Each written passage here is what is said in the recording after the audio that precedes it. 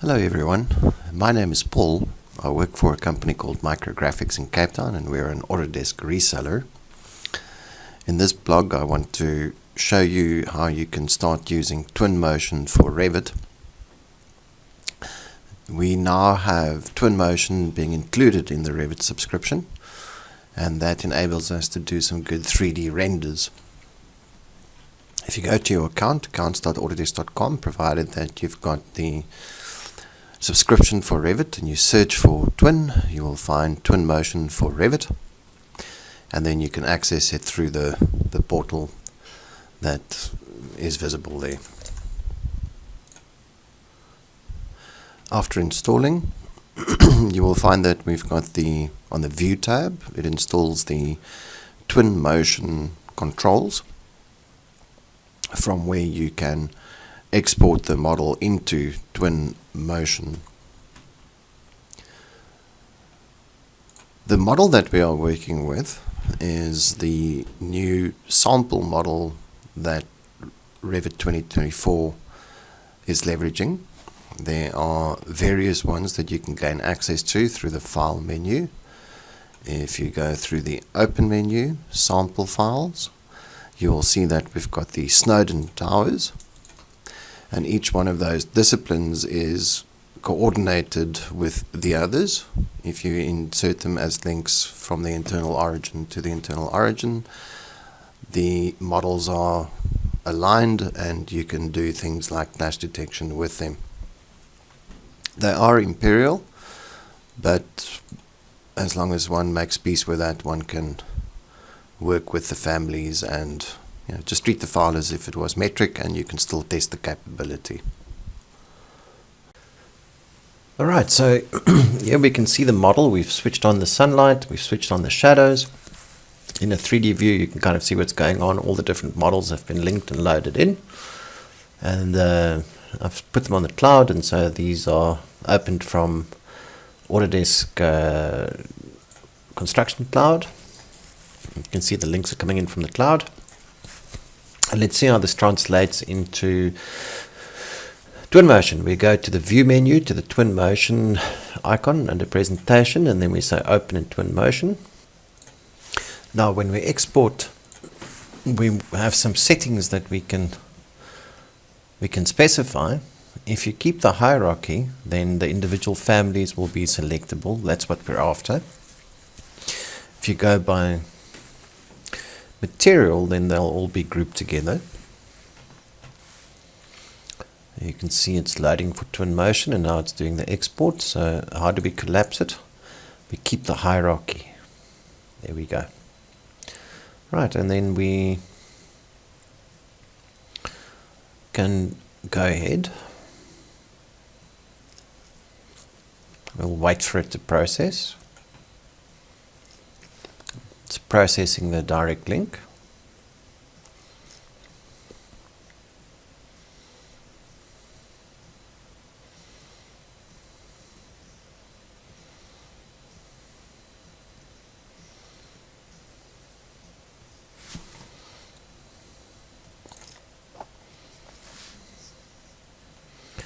Okay, and that's just about finishing. Let's have a look at the model.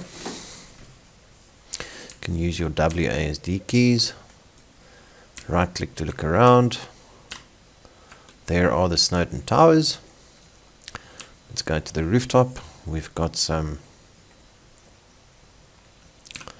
photorealistic content over there on the roof. You can see it doesn't come in very nicely as trees. Specifically, I'm going to have a look in this corner over there. So I'm going to move this one tree a bit to the right there. Let's see how that operates. So you'll go back to Revit. You can select that element, move it around a bit, say to there. You can see it updates. Obviously this model is quite heavy. It's not a bad computer I'm working on, but it's quite a decent model. We'll synchronize that. Wait for it to process. That will then show up in Twinmotion, and you'll see how this tree will move out onto the right there. We'll just wait for that.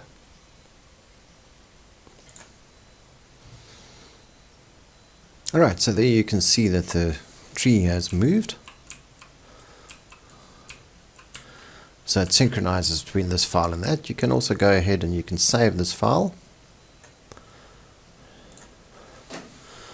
Let's have a look at the, I'm just going to save it on the desktop.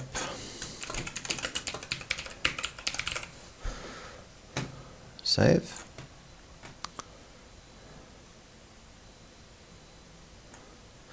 Now you can close Twinmotion. The result of that is the next time that you work with Revit and you want to fire up the Twinmotion scene, you can just say open the Twinmotion.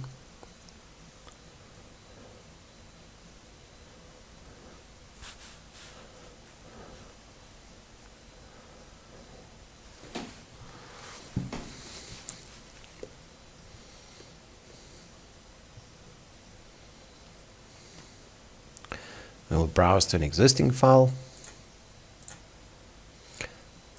and that will open up our model again within Twinmotion.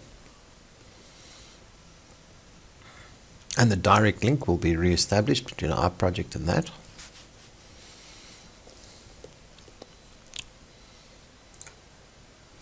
Right, so if you select this tree, you have a look at the hierarchy in the scene. So there's the scene panel. If you switch the scene panel off, you can see the tree over there, and there's the properties panel as well. You switch the properties panel on. Now once you've got the properties panel on and the tree on, now you can say replace object. That then opens up and it says drop library object here, so you can travel to, or you can navigate to your navigation. You can say, right, you want somewhere the tree in there, and let's take a bamboo. And you can then drag that, sorry, just do that again.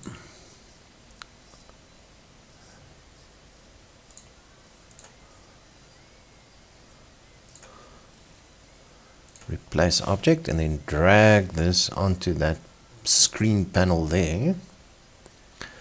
And then start replacement. That will then replace that element with our bamboo tree, which we can then see. Right, you can obviously then save the file. And now let's do a bit of a move in the Revit file again with the direct link. We'll just move this element back to where it was before. There. Have it update. And then synchronize again. Let's wait for that to process.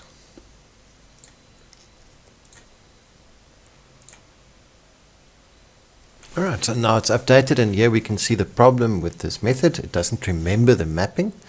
And so if you are going to be moving elements around, just a note of warning, every time that you move something around, you have to go through the same process, and then you have to go and replace that object, and then you will drag that across and update again. Alright, so that's the basic workflow here. Provided you get that right, should be alright. Okay, so I'm looking forward to investigating what Twinmotion offers us. I want to see how the materials are managed, and if we can get some good results from this. I can see in this building that the ceilings have either been switched off within the model, but it looks like some interesting models here that we can go and check out. It looks very much fun within Twinmotion. Well guys, enjoy your Revit, and until next time, keep safe.